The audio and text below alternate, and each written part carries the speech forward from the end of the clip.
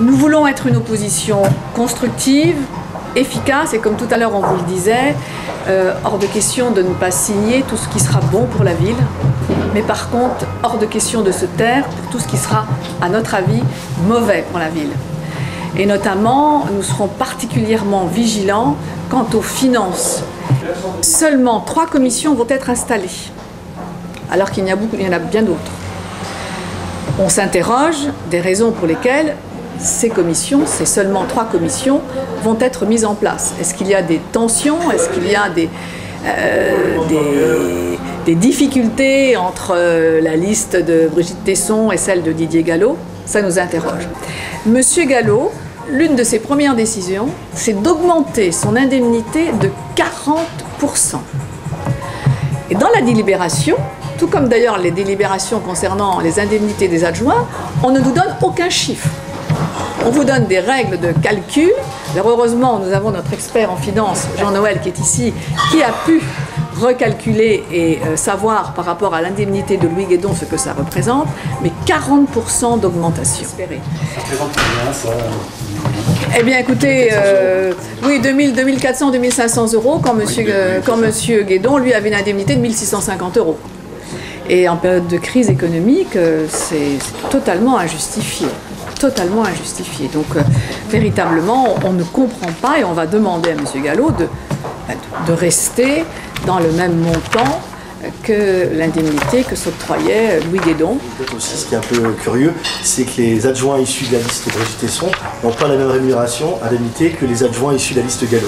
Donc on trouve un petit peu bizarre, pour nous, si c'était une équipe unie, une majorité unie, ils sont tous à la même pied d'égalité, et non, les distinctions de salaire se font. Alors on se demande pourquoi. On se demande aussi pourquoi, oui. Ouais. Mais d'ailleurs, de ce côté-là, oui, c'est pas notre problème. C'est leur problème, c'est juste... Mais d'un autre côté, on nous demande de voter des indemnités pour des adjoints et on ne sait même pas ce à quoi ils vont être affectés. Mais qui sera adjoint? Les noms des adjoints. Mais les commissions, on ne sait pas. Mais non, donc on ne sait pas du tout ce qu'on va leur donner à faire et on nous demande de voter les indemnités qui ne sont pas les mêmes pour tout le monde et on ne sait pas ce qu'ils vont avoir à faire. Voilà. Alors il y a aussi donc la délibération 38 qui est un petit peu dans la même mouvance.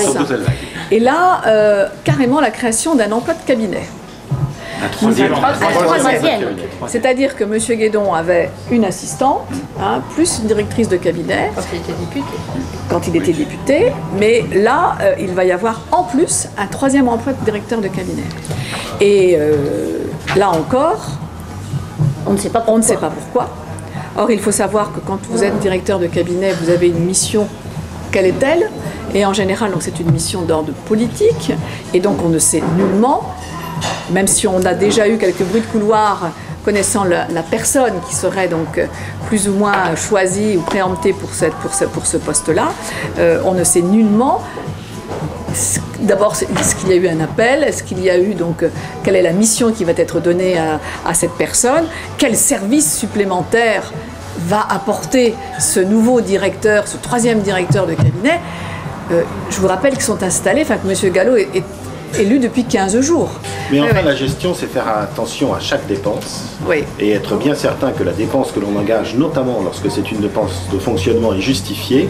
Et là, c'est une dépense supplémentaire qui va peser sur les finances de la ville pendant tout le mandat. Pendant tout le mandat. 60 000 euros fois 6, ça fait 360 000 euros, auxquels il faut ajouter les indemnités pour monter à 450 000 euros sur le mandat. Tout à fait. Et puis c'est un symbole, c'est-à-dire choisir que la première décision politique, c'est d'augmenter les frais de fonctionnement sans mission particulière.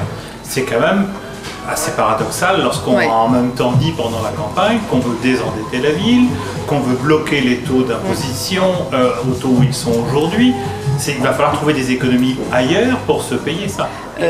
L'ancienne Karine Michonneau, qui était donc l'assistante du maire, a été congédiée et remerciée du jour au lendemain, sans qu'on puisse à un seul instant lui proposer un autre poste, c'est totalement inhumain, et la nouvelle assistante n'est tout simplement qu'une colistière, c'était la numéro 10 de la liste de Didier Gallo pour le premier tour.